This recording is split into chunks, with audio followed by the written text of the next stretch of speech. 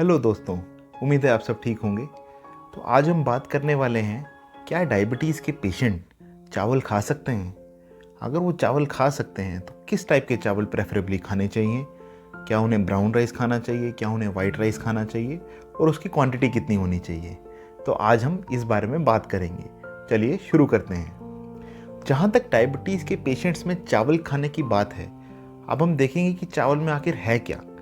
चावल में basically carbohydrates होते हैं, यानी कि जैसे कि कार्बोहाइड्रेट आपकी रोटी में भी है, मक्की में भी है, आपकी अरबी में भी है और आलू में भी है।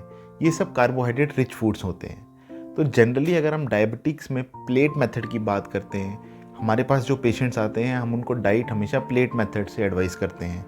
उसमें क्या होता है कि प्लेट का 1/4 हिस्सा आप कार्बोहाइड्रेट यूज़ कर सकते हैं, 1/4 हिस्से में आप अपने प्रोटीन डाल सकते हैं और जो लास्ट आपका 50% बच गया प्लेट का, उसमें आपको वेजिटेबल्स डालने हैं और फाइबर डालनी है। तो अगर हम चावल की बात करें तो चावल आपके प्लेट का 1/4 ऑफ अ होल प्लेट ही कंस्टिट्यूट करता है। 1/4 हिस्से से ज़्यादा आपको चावल यूज़ नहीं करने चाहिए पूरी प्लेट में। चावलों के जहाँ तक ग्लाइसेमिक इंडेक्स की बात की जाए, ग्लाइसेमिक इंडेक्स हमने पुरानी वीडियोस में भी डिस्कस किया था।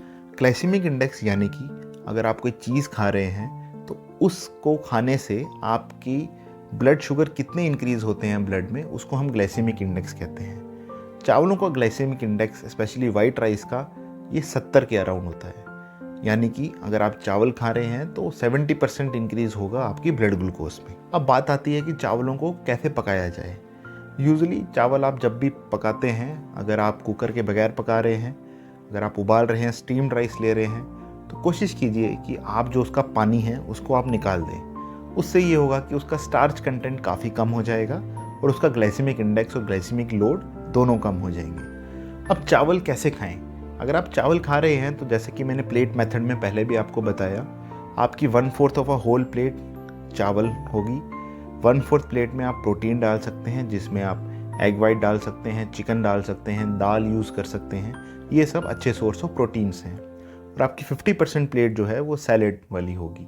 तो 50% प्लेट में आप वेजिटेबल्स वगैरह यूज़ कर सकते हैं। अब कुछ पेशेंट्स ये पूछते हैं कि डॉक्टर साहब, हमें रोटी भी खानी है और चावल भी खाने हैं। अगर हम रोटी भी खाना चाहें और चावल भी खाना चाहें साइमल्टेनियसली, तो हमें कितनी क्वांटिटी में लेना चाहिए? देखिए, 25 ग्राम चावल अनकुक्ड वो 25 ग्राम आटे के बराबर होते हैं, जिससे कि हमें एक रोटी मिलती है।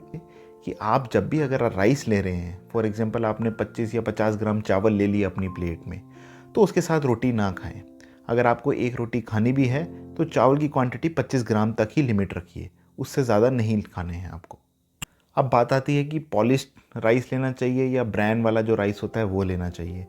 पॉलिश्ड राइस में एक बात होती है कि ऊपर वाली जो कवरिंग होती है, जिसमें फाइबर होता है और मल्टीविटामिन्स होते हैं, वो रिमूव कर दिए जाते हैं और चावल बिल्कुल एक्सट्रीमली वाइट कलर के हो जाते हैं। वो देखने में तो अच्छे होते हैं, लेकिन उनका ग्लाइसेमिक इंडेक्स काफ़ी ज़्यादा होता है। जितने भी आप अगर मार्केट में लेने जाएंगे तो यूजुअली वो पॉलिश्ड राइस ही होते हैं।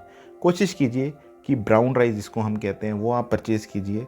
वो आपकी ग्लाइसेमिक इंडेक्स को अप्रॉक्सीमेटली 55 to 60 रखता है और आपकी शुगर्स लेवल इतने राइस नहीं होते। तो इस वीडियो को अगर मैं समराइज़ करना चाहूँ, राइस बिल्कुल डायबिटिक पेशेंट्स, अगर आपका मन है, आपको बहुत क्रेविंग हो रही है, तो राइस आप ले सकते हैं, उसमें कोई परहेज़ नहीं है।